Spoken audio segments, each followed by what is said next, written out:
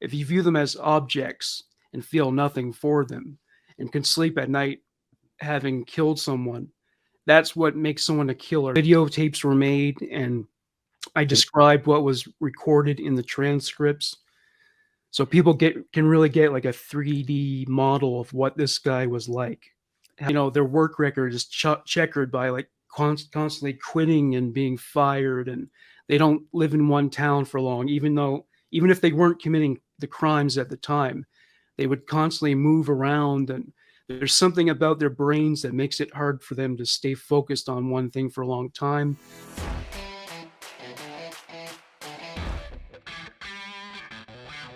Hey, this is Matt Cox, and I'm going to be interviewing someone who's got his own YouTube channel. It's called Human Monsters, and his name is Morgan Richter, and the name of his podcast is Human Monsters, but I'll let him explain exactly where to find it on YouTube. It's under a different name on YouTube. The channel that it's listed under is called Leader One Studios, because not everything I publish there is a Human Monsters episode. So, Morgan, can I ask you first, like what got you into that? What's your background? Like, where were you raised? And, what got you into, this field of, I'm going to say field of endeavor? Well, I didn't have a background in crime or law enforcement. I grew up, I live in Canada, was born and raised here. But, I guess you could say crime touched my life because I had a stepfather who was a sex offender, and that affected my life in terms of us having to move a few times because he'd keep reoffending. But aside from that, there was also abuse in my life. So it's, that it's a strange juxtaposition as a child to know about how things are supposed to work in the world as it pertains to the treatment of children, how families are supposed to work, but yet that what's going on in your life contrasts so sharply, and that what you're experiencing is so deeply fundamentally wrong. Right. So it's, I guess, keeping that in mind, it has been hard for me to turn away from what's considered taboo, what's illegal. Like, I've always been aware of the dark side of humanity, and as in terms of how it surrounds us and affects our lives. Criminals. I once had this insight. Criminals kind of run our lives in the sense that you wouldn't have locks on your doors if it weren't for criminals. We go to extraordinary lengths to protect ourselves from crime. So it's not something we can completely turn our backs on. People move to the suburbs to protect their children from those elements, even though sometimes they find their way out there anyway. But in terms of becoming a true crime enthusiast, there have been times in my life when I took an interest in various areas of crime, like street gangs or biker gangs, the Italian mafia, serial killers. So I've always been fascinated by the taboo, and certainly you encounter a lot of taboo behavior in studies of true crime and coverage of true crime. So that's where it comes from. And then, my desire to start a podcast just came from being a listener of podcasts and wanting to get involved. And so that's how it came together. I was aware true crime had become a very popular topic. In fact, I think it's the most popular topic in true crime in terms of podcasts now. So, yeah. Okay. I didn't know that. Yeah, it's one of the top ones. It's like movies, television, and then true crime, I think. So, okay. So, I mean, I knew it was popular. I didn't realize it was one of the most popular. But so when did you start the podcast? I started that in, I think it was March 2019. So I've been doing it for about 3 years now, and it's been growing quite a bit. It's gotten like 2 to 3 million downloads, and then something like another 3 to 4 million views on YouTube. So it's grown exponentially. The Yeah, that was the first thing I ever did that really attracted an audience was true crime. Like within days, hundreds of downloads, thousands. It just keeps growing. Yeah. All right. What was the first case you kind of covered?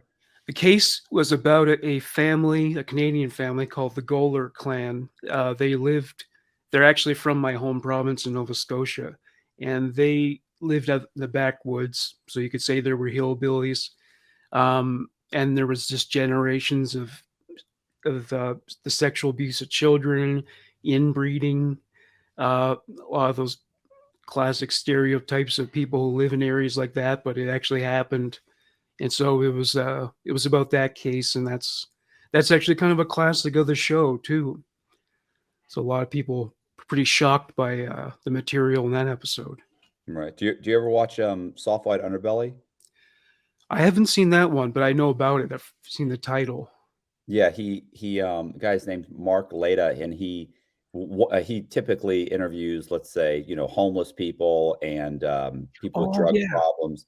But he also did an inbred family called the Whitakers. yeah, yes, I did see that. I remember now. Yeah, Man, that it's one guy who like communicates in barks. art. Yeah, it's Can't even speak. disturbing.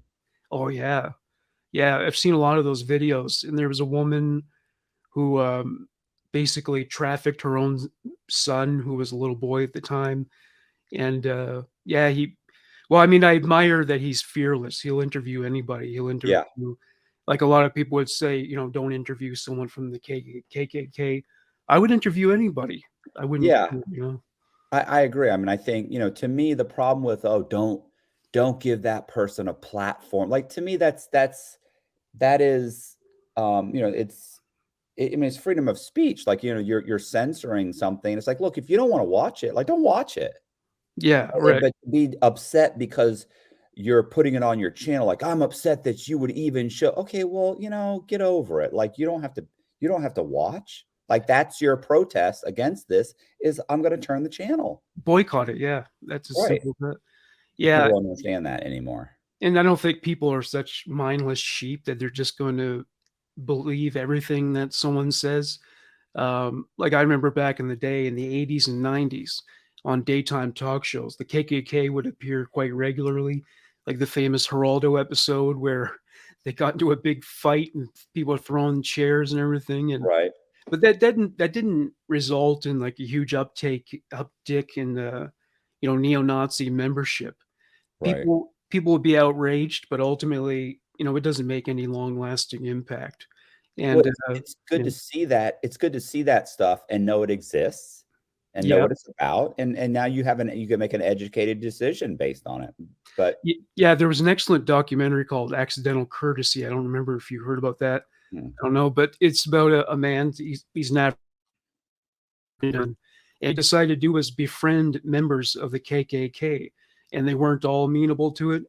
But many of the ones that did meet with him ended up leaving the clan because he would actually sit them down and very non-judgmentally just let them have their say, just ask them where they're coming from, explain how they got into it. And a lot of these people had never actually got together with a black person. They never met a black person. They never knew one. And so he's made all this positive change kind of on the micro level. But, you know, it's, it's important to have these dialogues, I think. right, I was just saying, just by having a discussion. Yeah, absolutely. Yeah. But Um, people are so tribal these days that they often don't want to even allow that to happen. So, yeah, I was gonna say I would always say polarized, but yeah, tribal's good. So all right, so what do you like? What are the episodes that have been on your podcast that you that stand out to you that you really enjoyed? well, one was about a Canadian serial killer and rapist named Paul Bernardo. He's one of our most notorious criminals. And it's one of the most graphic episodes because he videotaped some of his. Well, he tortured these girls. He killed them. He raped them, and so videotapes were made, and I Can described what was recorded in the transcripts. So people can really get like a 3D model of what this guy was like. Did How, he you know, did he have a partner? yeah, he was married and to a woman named Carla Homolka. And actually, people hate her more because she had an opportunity to stop it. She was his accomplice. She had 3 opportunities to save a life, and she didn't take any of them. She served her own sister up to him. So, I mean, it really is true. He wouldn't have been able to commit murder or the sex slavery crimes without her. So she really enabled it all. Yeah, So I think I saw this. I think I saw a documentary on this. yeah, so before he met her, he was just a common rapist. But it was through her that he was able to cross the line into murder, into kidnapping.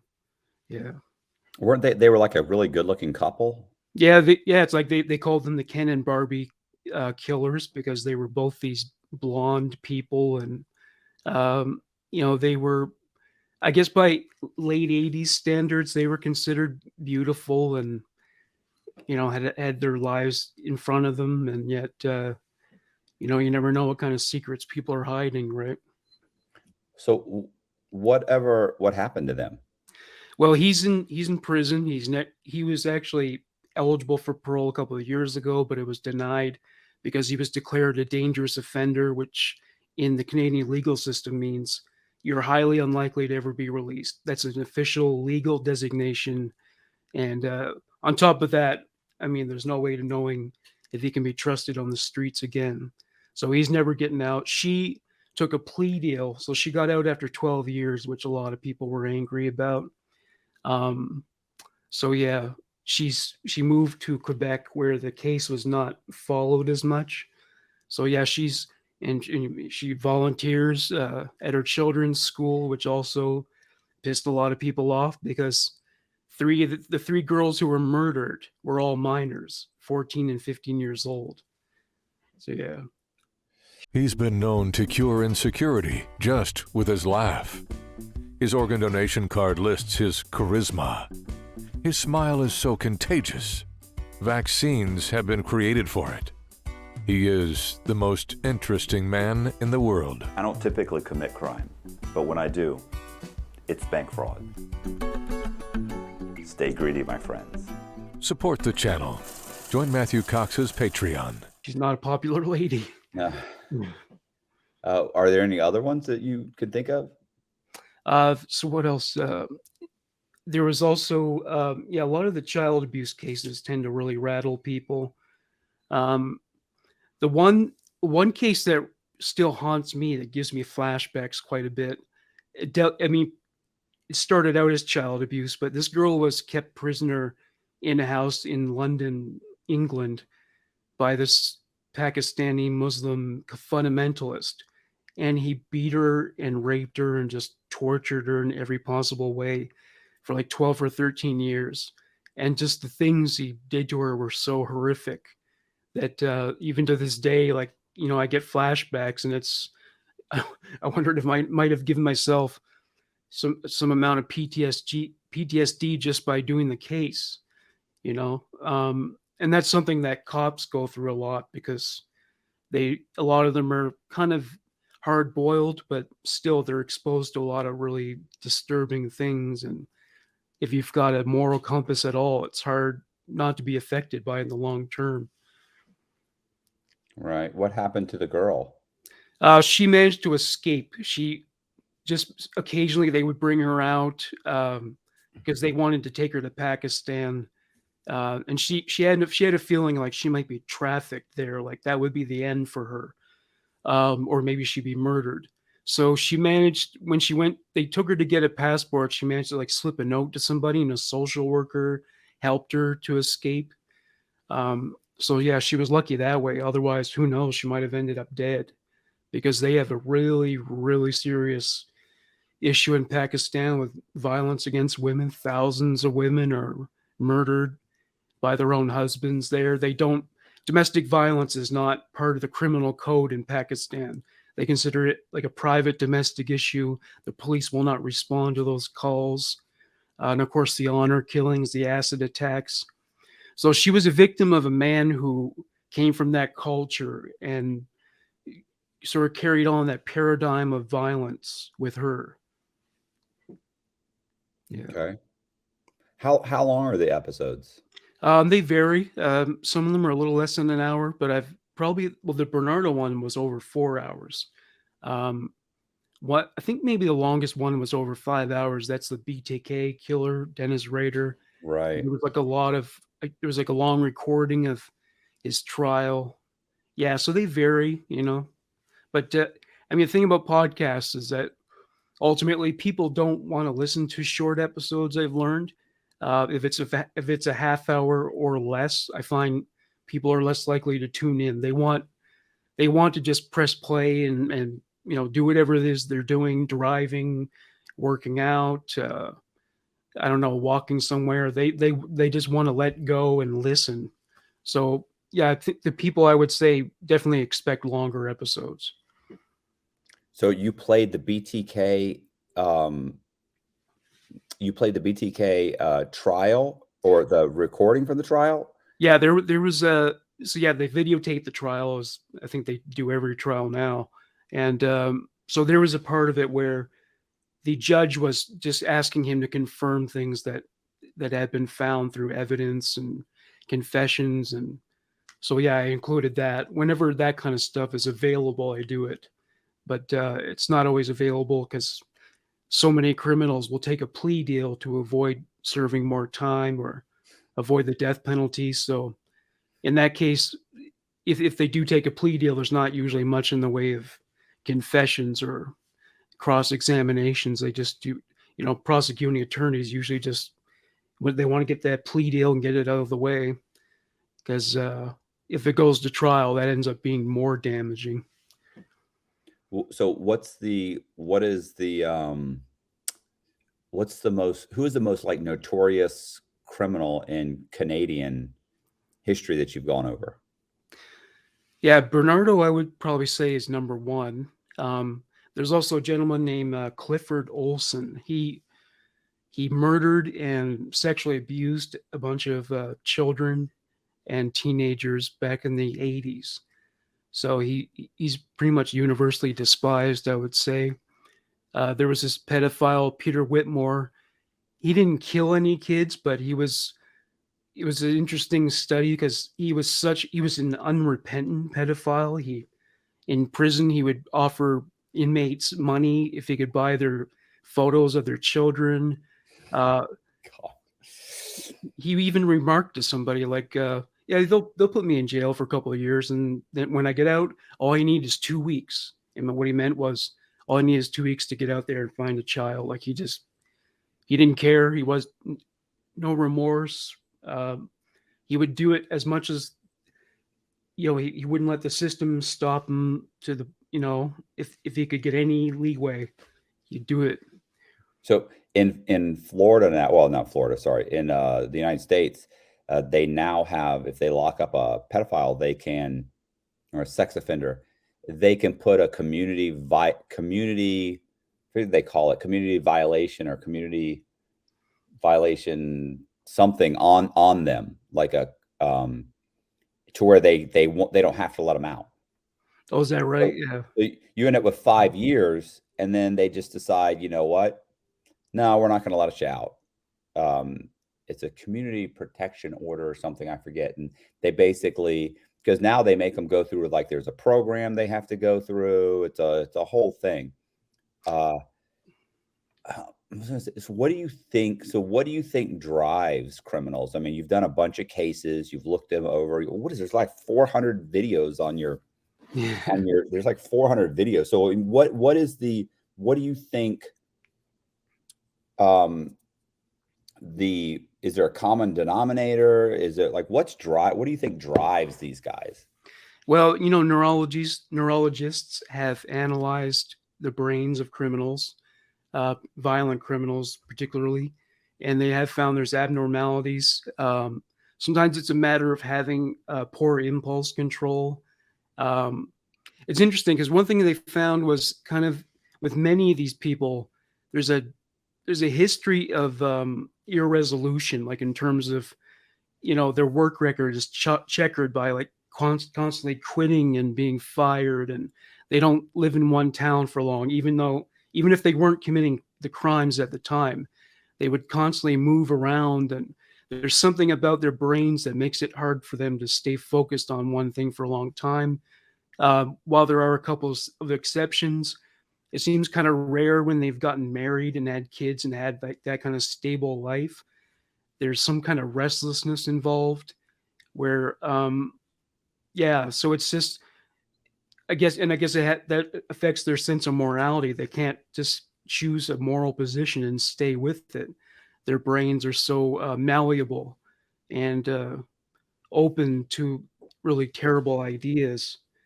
Um, but I mean, sometimes it's affected by upbringing. Like a lot of pedophiles were abused as children. But in terms of murder, one thing I found, a lot of them are just born that way. Like Jeffrey Dahmer was a ticking time bomb. If you know anything about his childhood, he became obsessed with, animal bones and gore in general. And as a young teenager, he was already troubled by these disconcerting fantasies of killing men and mutilating them. And so, yeah, but There was never it's the anything. nature of it. They never found anything specific in his background that they could have attributed that. And Well, I don't know. His parents fought a little bit, but lots of people's parents fought, right? Right. His brother didn't become a serial killer. Right. So I don't think his parents were to blame. I really think he was just an abnormal person. Um, it's interesting, but yeah, as far as the sex offenders go, actually going back to Florida for a moment, there's a whole trailer park where it's just convicted sex offenders. I know. The whole There's place this in is, Tampa. yeah, that's right, yeah. And actually, well, see, a lot of pedophiles are in Florida. Actually, it's a weird thing. There's a great documentary on YouTube called "Incest: A Family Tragedy," and it's produced by people who produced it are in Florida, and it's really jarring actually because there's a sequence where they brought together this group of pedophiles. They have offended, but they're committed to staying, keeping clean, never reoffending. And so he got these guys to open up and talk about their crimes in very frank ways. And it's really surreal and disturbing to just hear them describe them in disaffected ways. I abused him, I did this and that. So I'd recommend that documentary if that's something people find interesting. Yeah, because I was locked up in Coleman. I was locked up, or Coleman Federal Prison, which is about an hour north of Tampa. I was locked up in the medium, and there weren't really any sex offenders in the medium. There were very few, and those that were there primarily stayed in this one unit they had for them. They didn't mix with the other inmates, but in the low security prison, there were multiple. I mean, there was hundreds of them, and they would, pretty freely talk about. So I remember they used to call it cheese pizza, or CP, child pornography. They would, and they would openly talk about it. I remember this, I remember there was this one guy who was a German, and he had been talking on the internet to what he thought was like a 12-year-old, 14-year-old boy. And this guy actually from Germany, he got on an airplane, flew all the way to the United States to meet with this kid who he'd been corresponding with for, a month or so. And they arrested him in the airport, and he ended up getting 25 years. And of course, his whole argument was, this isn't illegal in my country. And the United States they didn't care. And then when he reached out, of course, he reached out to the German, embassy and to the German authorities, and they were unwilling to help him. Even though what he had done wasn't illegal in their country, he was like, yeah, but you were talking to a minor in the United States, and you flew to the United States. But these guys would openly, a lot of these guys would openly talk about it. And they would argue, oh, well, in Rome, in Rome, Roman senators and the aristocrat would take young boys, and was very common. I mean, they would try and justify it in their mind. It's like, yeah, all right, well, you're not in Rome. So, so it would, but yeah, it was definitely, and then you could tell, like, they all had a certain look. They all had, they were an odd bunch. Yeah. Well, I remember reading one thing is that they're kind of childlike themselves. Um, Low self-esteem is common. I think because since a lot of them were abused as children, they say it's like they're frozen in time sexually. Right. It So it's like, stunted them at that. Like if you were a 9-year-old and you were abused, then it kind of stunts you sexually as a mentally, and your sexual interest now is more attached to children around that age, 9, 10 years old. So because you were abused as a 9 or 10-year-old, and I always feel bad for them, but you can feel bad for them, but doesn't mean you get to let them roam the countryside. yeah, right. Well, one of the worst things about abuse, especially if it was recurring, is that the abuser will find a way to normalize it in the child's mind, and that distorts the child's sense of morality, which is why because if they think it's normal, if they got accustomed to experiencing it, then they could just assume, well, I'm a victim now, but then somebody else will be a victim. And it's the same thing with physical abuse of children. A lot of people who were beaten as children end up beating their kids. It's hard to unlearn. It can be hard to unlearn these things if that's the way you were raised. Right. So what about, how do you, I mean, we were talking about, pedophiles, but what do you think? So what do you think criminals, like, as far as like crime, violent crime and, Well, know, see, the thing about killing people is that it's not the homicidal urge alone that makes people do that. It's an inability to feel empathy, remorse, and it- you know, and also a fearlessness when it comes to legal prosecution. Because otherwise, I remember reading the results of a poll that said, when asking people, under anonymous circumstances, if they've ever had a homicidal fantasy, over 90% of them said yes. But why haven't all those people followed through on it? Well, it's one thing to hate someone and want to kill them, but to actually do it, well, it's like you you probably wouldn't be able to well, I mean, one thing, you don't want to go to jail, but also it's easy to feel that way, but to actually do it, that's a whole different matter whatsoever. You still have humanity in you. They still have humanity in them. So we don't cross that bridge. But if you don't feel if you feel people as if you view them as objects and feel nothing for them and can sleep at night having killed someone, that's what makes someone a killer. That's the difference. Law enforcement often questions him, not because he's suspected of a crime, but because they find him fascinating. He is the most interesting man in the world. I don't typically commit crime, but when I do, it's bank fraud. Stay greedy, my friends. Support the channel. Join Matthew Cox's Patreon. Yeah. right. Like, I've been watching The Sopranos again. I think it's like the third or fourth time I watched the whole series. And I mean, it deals with people who, there's one scene where Tony Soprano's father, shown in flashback, cuts a guy's pinky finger off because he didn't pay him the money he owed him. And it's like I couldn't imagine living my life knowing I did that to somebody. But if Right. you're a sociopath who doesn't feel remorse about it, if you love money more than you have, if your greed is stronger than your ability to feel compassion, then you can do that. So, Do you ever watch, is it Ozarks? I haven't seen that one, but I've heard a lot of good things about it. Oh man, you got to watch that. What was the other, what about You? Did you ever hear You? I haven't seen that one. No. I mean, you've got to watch. You have to watch You. Like it's this guy that you genuinely feel. It's kind of like Dexter, where you only it's this guy much so His name is his character's name is Joe. I forget the last name, but you just like him. Yet he's stalking. He stalks women. Eventually, sometimes he has relationships with them.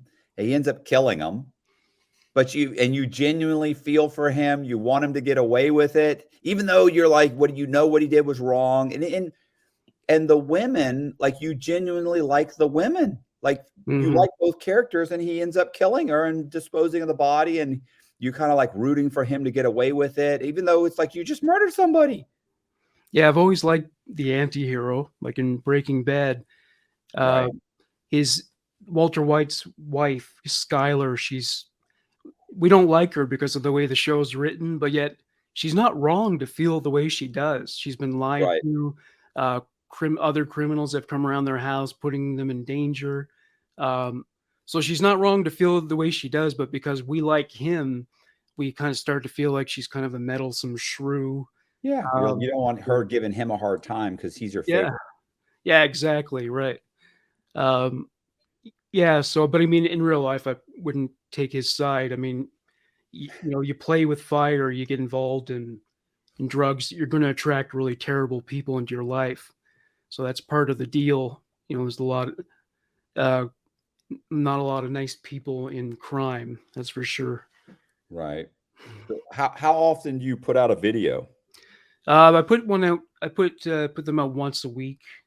That's my schedule because unlike a lot of podcasts where it's two people who have notes in front of them and they talk about it, I write a script and or read the script aloud, and that takes a few days to write. So, right.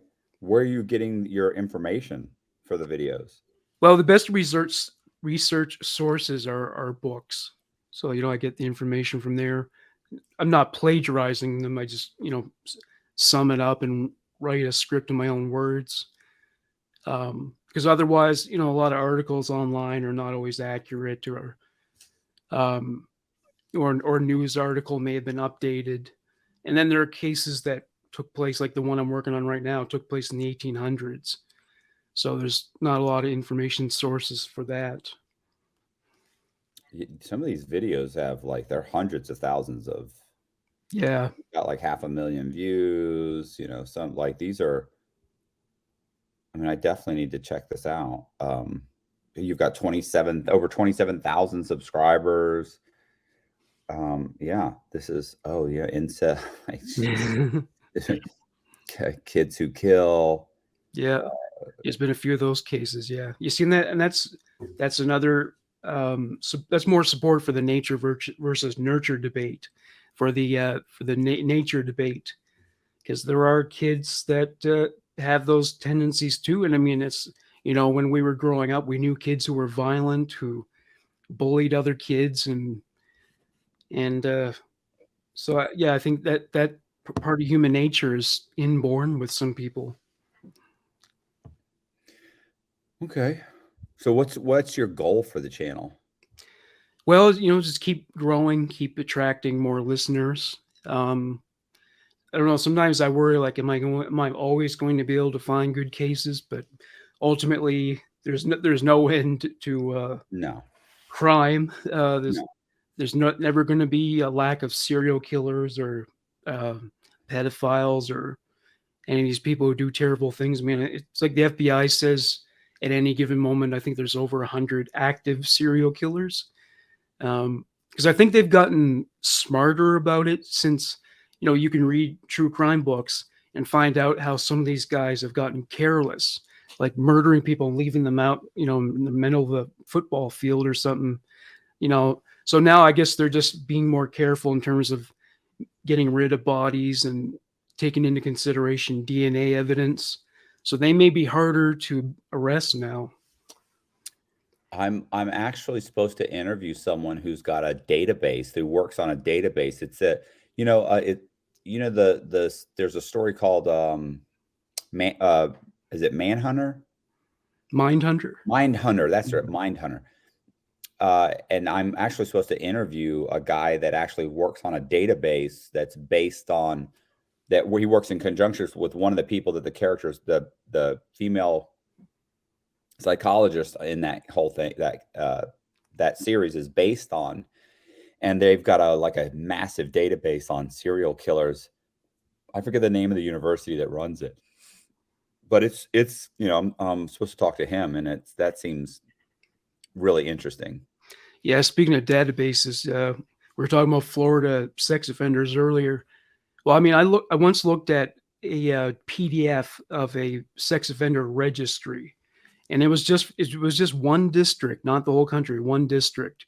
And it went on so long that I realized if I keep reading this, I could be here for hours. It was just, there must have been hundreds of pages.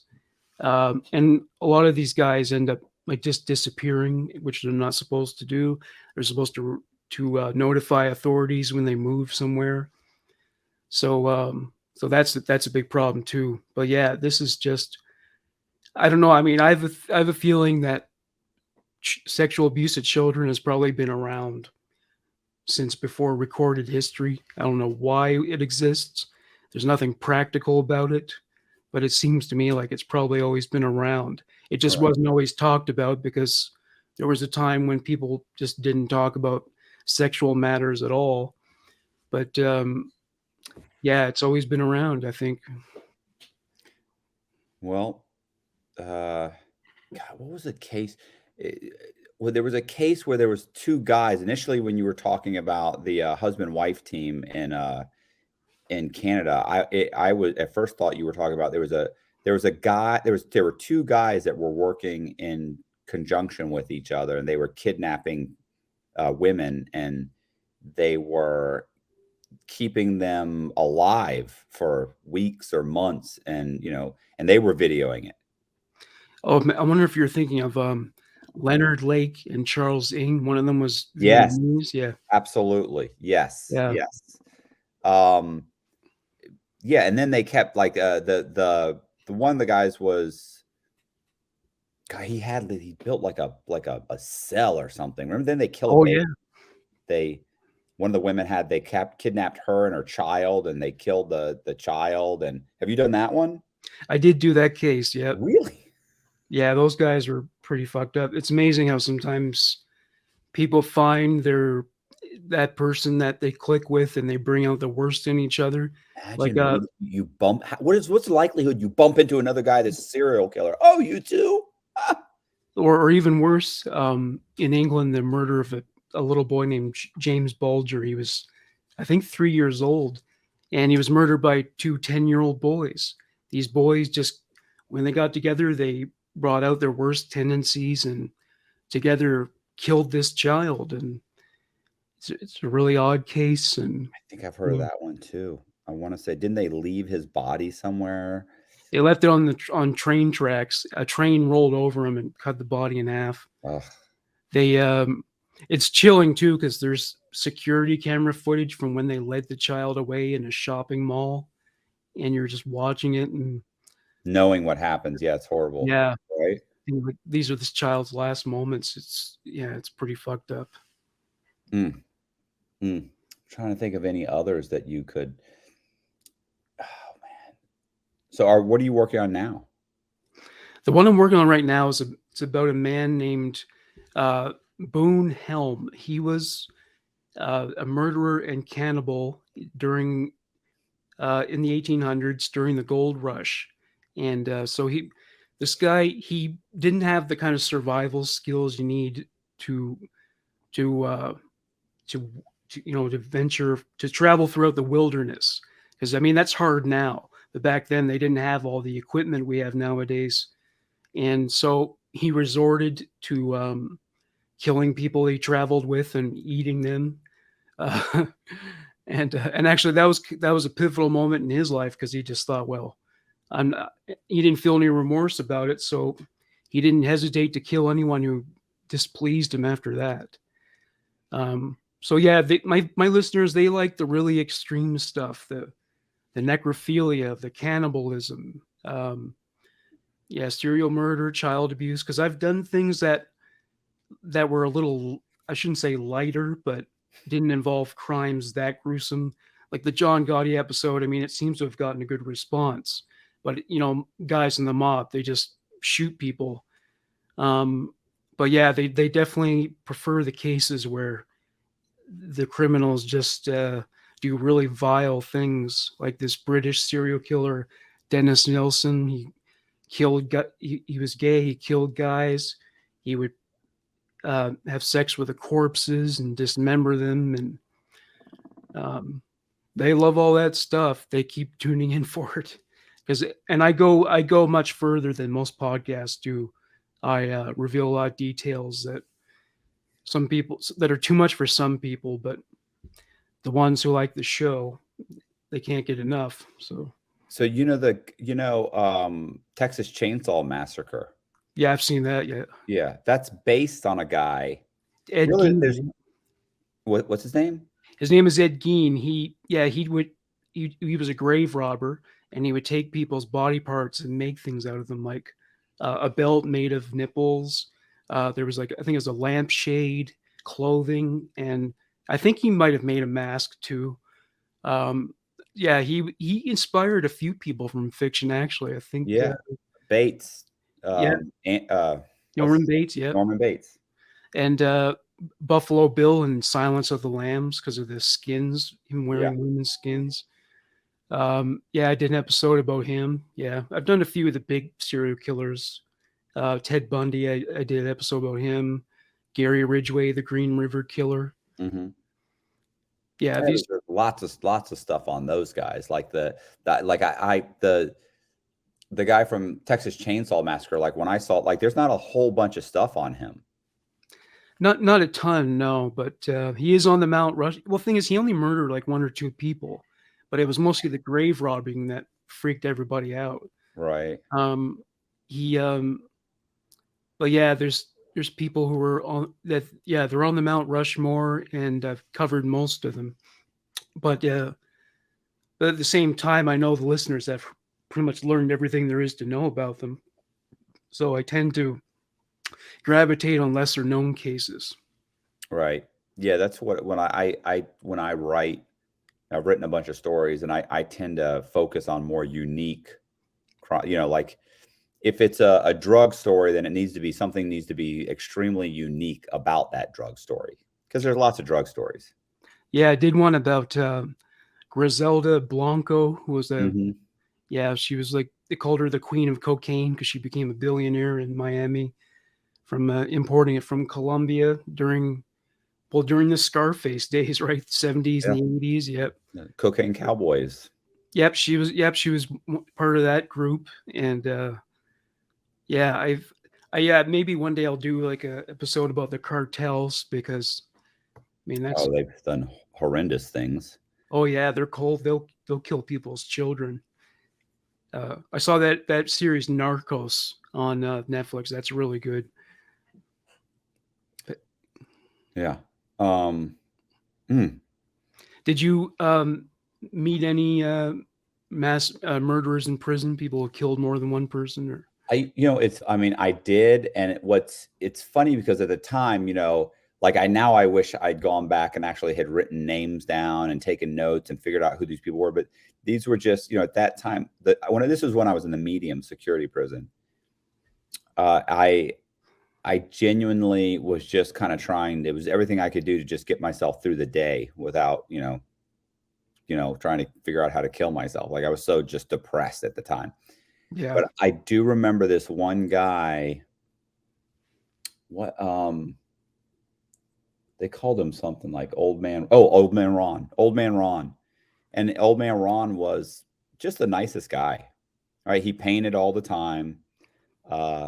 Walked, had a horrible walk. His knees were shot, and he was probably in his late 60s, or probably 70, and it's probably 70, early 70s maybe. But just super nice, always willing to help, always just a nice guy. And I remember one of the other guys, I was walking back to like the unit or something after being in the paint studio with them, and he said, "You like old man Ron, don't you?" And I go, "Yeah." I said, "He's a good guy." He goes, "Yeah, he's a nice guy." He said, "But I want you to keep something in mind." I was like, "Okay," because I knew he was in prison for drugs. Mm-hmm.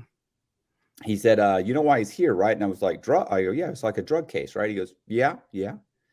He said, so he was like a member of some biker club in his 20s. And this was back in like the 1970s. I was like, okay. And he said, so there had been there was a murder. And so and I forget, some county in Florida had locked him up for the murder. And there was, let's say, 7 people that had been witness to the murder. And back in the 70s, it wasn't that hard to escape. So old man Ron, he escaped. And over the course of the next year, he hunted down and found. So he was going to go to trial. Let's go back. He was going to go to trial. And like a week or 2 weeks before the trial, they give you the witness list. He got the witness list, and then he escapes from the county jail. And over the next year, he hunts down all of these people and kills them. He then, literally a couple days after the last person disappeared, he then walks back in the front of the county jail and says, hey, I escaped from here about a year ago. I need to turn myself in. And they were like, okay. So they turn him in, and then they restart the process of him going to trial. And it gets pushed back, a few months. And so in a few months, they realize they're having a hard time locating the witnesses. And then they find out, back in the 70s. So now you track down this one witness. He doesn't live there anymore. We don't know where he lives. And this other guy, well, his wife says, I don't know what happened to him. He just one day disappeared. And then another person they found out that his body was found, he got shot twice. And then somebody else's, their head was cut off. And so this guy, DiGeronimo, I remember the guy who told me this. His name was Mike DiGeronimo. Mike told me all this, and I go, are you serious? And he was like, yeah. So he seems like a nice guy. He said, but he had already been to trial in the state of Florida several times on murders and always gotten off. He said, so they dropped the charge because the state of Florida is like, we can't find the witnesses.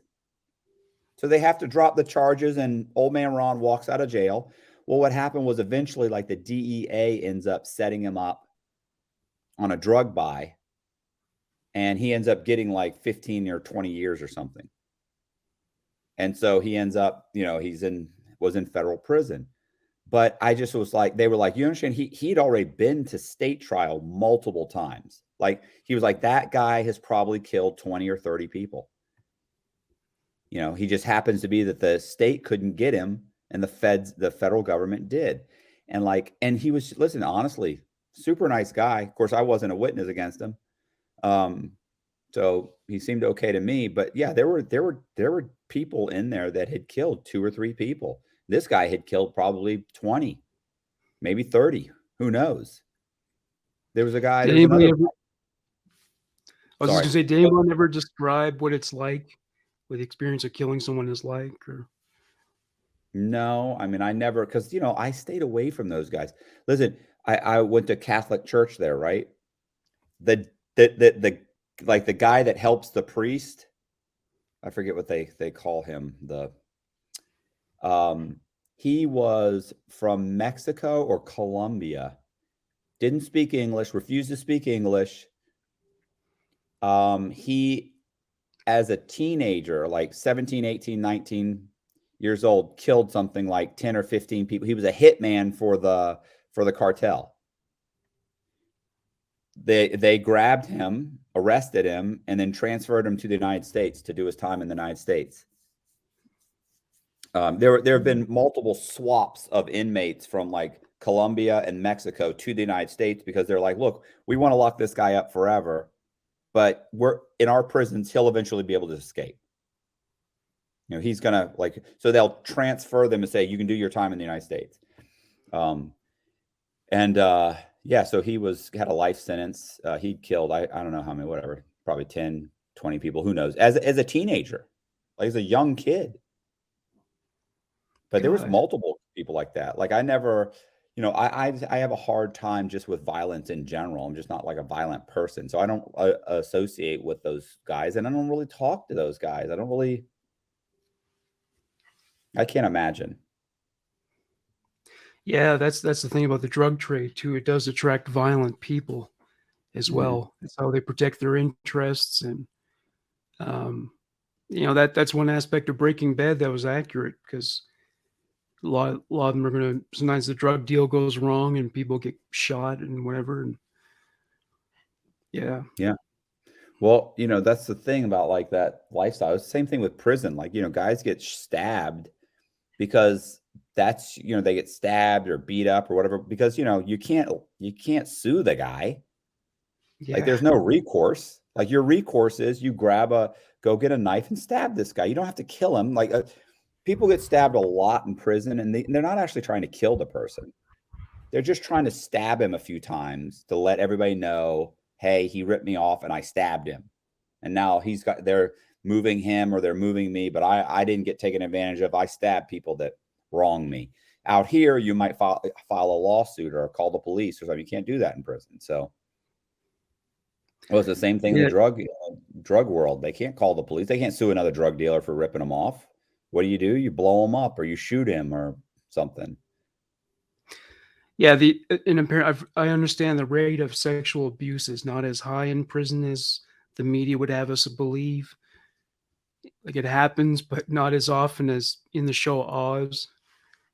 Yeah, well, no, because I think that there's, you know, just like out here in the real world, like there are gay guys in prison.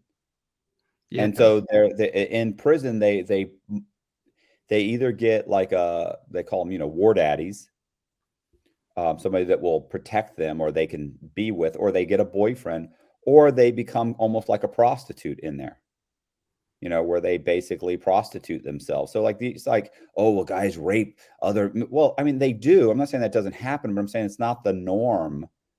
A lot of yeah, these guys they'll give them a book of stamps or some, you know, mackerel or whatever they're trading for, whatever they want, buy them a pair of tennis shoes or whatever it is. And, you know, this guy's going to hook up with you for so many times or whatever it is.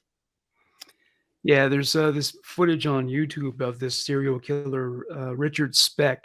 He murdered 8 nurses, and while he was incarcerated, he made himself a prostitute. He took female hormones, so he developed breasts, and yeah, he would pimp himself out. Guys would pay him to have sex with him, and there's footage of him talking about his crimes and sitting beside a guy who was about to have sex with him. And yeah, that was a pretty bizarre episode in the history of American crime. You, you should be able to still check it out if you wanted to look at it. But Jeez. yeah, he was talking about how, oh yeah, we order pizzas in here. We have lots of fun. If they knew how much fun I was having, they'd be outraged, you know. Well, well, I didn't have a whole bunch of fun, but, but yeah. Um, yeah, listen, the whole thing is bizarre. Just prison in general is such a departure from just reality. Like, it's funny, you know, I have people out here who talk about things that they think are problems, and it's like, I'm thinking that's not a problem. You know, like the problem is you've been out here that you've been, you know, you have had a privileged life and you've never had anything happen to you. You never truly had to struggle. So you think that this issue is a huge deal right now, but the truth is that's not a big deal at all. Yeah, I joined a group on Facebook which is about people who have been in prison or who are currently in prison because apparently they're able to get access to the internet now. And some guy wrote about how in the kitchen, like they regularly find maggots on the meat in there, like that. That's how bad the conditions are, and so It that's depends. obviously. Well, it depends on the prison. You know, what's funny is a lot of people watch stuff on these TV shows and they think, oh, well, oh, this is how prison is. Okay, well, wait a minute. That's a prison in Kentucky. Like a prison in Kentucky, you can't compare to a prison in, you know, Nebraska or in, you know, in Florida or Georgia. Like everyone's different. And then there's federal prison. Federal prison's vastly different than, so it really depends on the state. the level of custody, where is this place? Like, are there places like that? Absolutely. But then there are also places that guys are mowing yards on the golf course, and they're playing tennis, and those prisons exist also. And and they get to rent movies, and the food isn't bad. I mean, it's not great.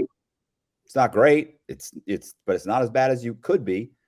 So it's definitely, every place is different. Every place is different.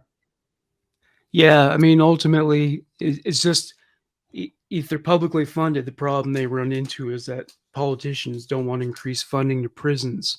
That's not something that's going to make you popular, because a lot of people feel like give them as little as possible. Right. But then, it's like, that's true. That's true too. And like, don't we want people to be reformed when they leave prison? We don't want recidivism, But a lot of these guys, they get out, and like when you were released, did you get a bill for all the expenses that were incurred to incarcerate you? I know a lot of people end up getting that when they're released. No, that's more of a state thing, or really a county. A lot of county jails do that. Oh, But yeah. no, I was in the federal system. They don't do that. But what they do is, I have I owe $6 million in restitution. So 6 million. if they added on, hey, it also cost us, 400,000 to house you for the past 13 years. They'd be like, okay, we'll add that on to the 6 million I owe, and I'll start making payments. Like, I mean, it's not going to change anything. Like, Are you allowed to pay it off in installments, or? well, yeah, I don't have 6 million. Like, I don't have it on me right now. Yeah. So I have to be, I'm good for it. Like, no, what happens is, and people don't realize that they're like, oh, so they take all your money. Well, how would I live if they took all my money?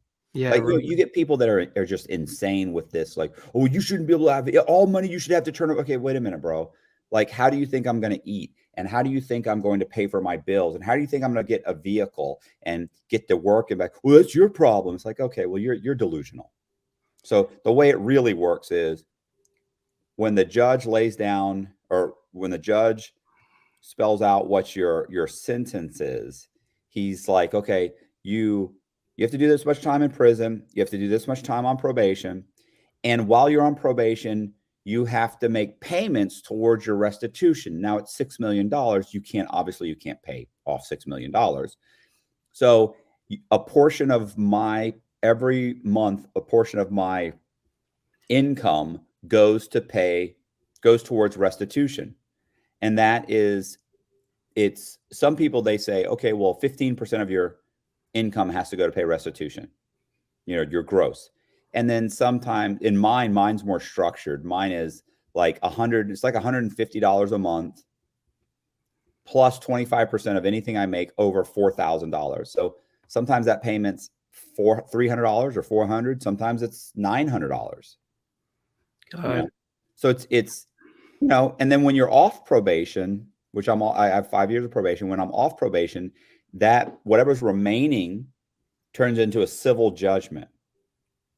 Now they give that to a collection agency that contacts you and says, look, can you make payments on this? And then you work out an agreement to make payments on that. Or you could just say, I'm not going to pay it. There's nothing they can do at that point. Like, you've got a $6 million judgment, I'm never paying it off. So why would you continue to make payments on it when there will never be a time when that is not on me? Does it matter if it's 6 million or if it's 5,990,000 because I've been making payments? Like, so who knows? There are guys who have had to pay restitution, and because they couldn't get a legitimate job, they ended up falling back into crime. So if they sold crack before, they're going to sell crack now. Right. They get caught and they go back to jail, and then they get released and more restitution.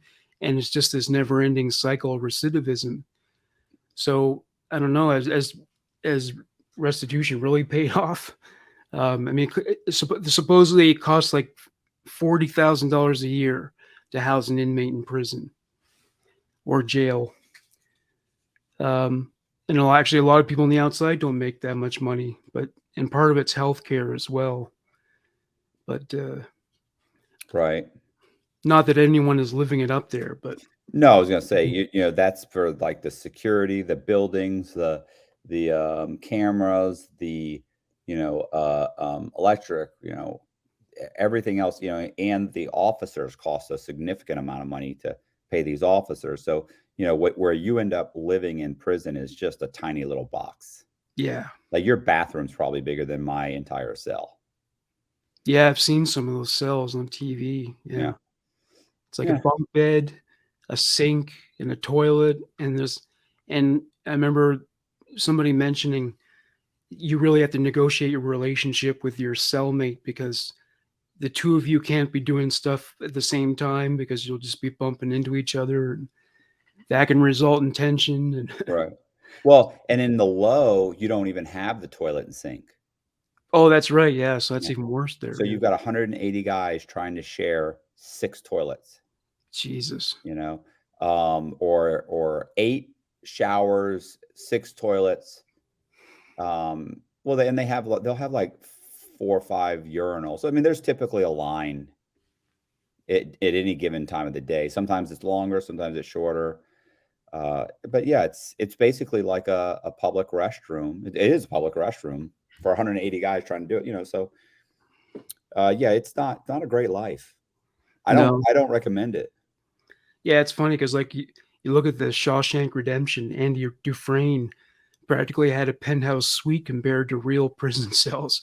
It was his own room and with the bed and everything, and it's not like that at all. Yeah, I remember when the when the warden yells at him and says, "I'll yank you out of that penthouse suite, that your one-man penthouse suite, and put you in with the sodomites." And he must have been thinking, "Oh, I better do something. I better not make too much of a fuss. I got a hole halfway burrowed through the wall. Yeah, I can't get removed from I can't have this guy remove me from my yeah. room." Oh, by the way, I found out about the science behind, the sewage pipe. Apparently you wouldn't survive because the methane would blind you, and there's other gases as well, but yeah, you wouldn't survive. You'd have to wear like a gas mask to get all the way through that. And It was a great scene though. it was a great scene, it's true. There's actually, I remember there's one funny story out of Mexico. This guy, he dug a hole in his cell wall, got away with it, but then when he finally reached the other side, it turned out it was just another part of the prison, and there were guards standing right there, and he got busted. Mm. Wasted all that time. So what are you gonna what is the next one you're gonna did I already ask you this? What was the next what are you working on now? You told me what you're working on now. Yeah, the Cannibal Boone Helm. Right. The next one, I'm not sure yet, but there's a lot of possibilities. One thing I was looking at today was honor killings. Yeah, that's it. But then again, a lot of these cases where I look at sociological issues relating to violent crime, they don't often get as good a response as the regular, serial killer, child abuse stuff. Like, they have a big crisis in Africa when it comes to rape. That's a huge problem there. And I did an episode about it, and that wasn't as popular as many of the other episodes. Same thing with the one about elder abuse. It's just, I don't know. They don't seem to, whether if it's historical or sociological, they don't seem to be as drawn to that.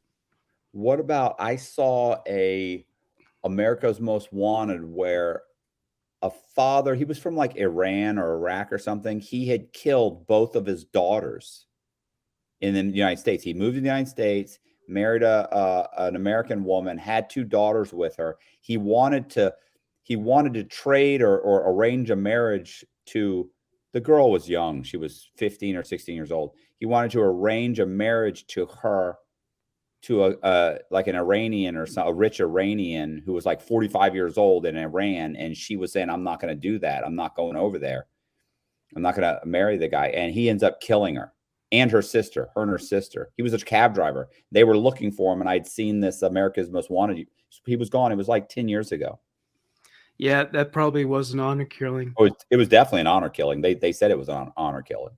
Well, my understanding of the whole honor concept as it pertains to life in those countries is that So, say your daughter does do something like that, uh, basically you lose friends. People, if you own a business, people won't shop at the business. It's like it really pulls a shroud over your entire life. Not that it justifies the honor killings by any stretch of the imagination, but they bring that belief here with them, thinking, oh, she wouldn't marry that guy, or she's wearing like revealing clothing or whatever. She has boyfriends. She's shaming my family. They can't snap out of that. So yeah, I mean, that's happened in Canada too. There's been a couple of honor killings here. It's happened in England. That's a lot of those people have a hard time adjusting to life in the West, for sure. In, Insane. It's insane. Yeah, one thing that was kind of harrowing was the acid attack victims. So in Pakistan, a guy might ask a girl to marry him, but she might say no. Well, then he might come around later with a little canister of like muriatic acid, hydrochloric acid, throw it in her face, and then usually they're just totally disfigured because the skin will melt like something out of a horror movie, and their lives are just ruined. They're not only will they never get married, but a single woman in a place like that doesn't do well. Mm. And of course, and then there's being judged by people because of the way they look. So yeah, it's those are interesting stories to me, but most of my audience doesn't seem to want to hear about it. And actually, you mentioned fraud before. That interests me as well. Like that's a kind of crime that really pisses me off, but my audience wouldn't want to hear about fraud. Like I think Jordan Belfort is a douchebag. That I liked the movie The Wolf of Wall Street, but I think it kind of sugar-coated his legacy. I think it portrayed him as a cool guy and a better person than he really was, because senior citizens lost their life savings because of that guy. It was all scam. So I don't, and people just generally tried to rip people off, but that's not a hugely popular topic in true crime, unfortunately. Right. Where'd you get your shirt? My shirt. I just ordered that it was online. It was like a Hawaiian shirt company With skulls on it? Yeah. I even have like a black, like tropical tree shirt as well. They don't just make Hawaiian shirts like the one Weird Al wears anymore. They've gotten more creative. Okay. Anything else, anything you want to talk about or pitch or? See, in terms of pitching, well, I release episodes every Monday or Tuesday on the download platforms. They come out a little earlier on YouTube, so quite often on the weekend. But yeah, it's there will certainly be more to come. A lot more where that came from. Do you have a Patreon? I do, though I'm encouraging people now to donate money to what's called Human Monsters Premium, where they can get things like bonus episodes and other rewards for joining. Whereas with Patreon, they make donations, and that's nice. But with Human Monsters Premium, they actually get some things in return. Right. Yeah. Well, with Patreon, you can I have a Patreon. I upload all my videos like a week or two early. So Yeah. your Patreon, you get advanced access. And I also do things like I have different tiers, like depending on what tier you're on, you might get, I have one tier where every once a month, I give them a painting, like a painting of a con man. And I did Jordan Belfort, and that's next month. Oh, really? You interviewed him? No, I just have we're about to. I have a painting of him. Oh, painting. Oh, okay. Right. So I issue a painting. So once a month you get a painting, a little tiny. So it's a small painting of different con men. So that's for Patreon. So, but you're doing yours through is yours through YouTube, or is it? The Patreon is just a standard thing at the Patreon site for later. I think it's for Later One Studios, but they donate it because of Human Monsters. Human Monsters Premium, the link is usually included in the episodes of the show. Hey, I appreciate you guys checking me out. And if you like the video, do me a favor and hit the subscribe button, hit the bell so you get notified, leave me a comment and share the video. And I really appreciate it. Look in the description and I will have all the links that we talked about in the description. And if you want, by all means, go to my Patreon and join my Patreon. Or if you like the video, you can hit the thank button. YouTube has a thank button now, so you can hit the thank button. And I appreciate that. And I will see you.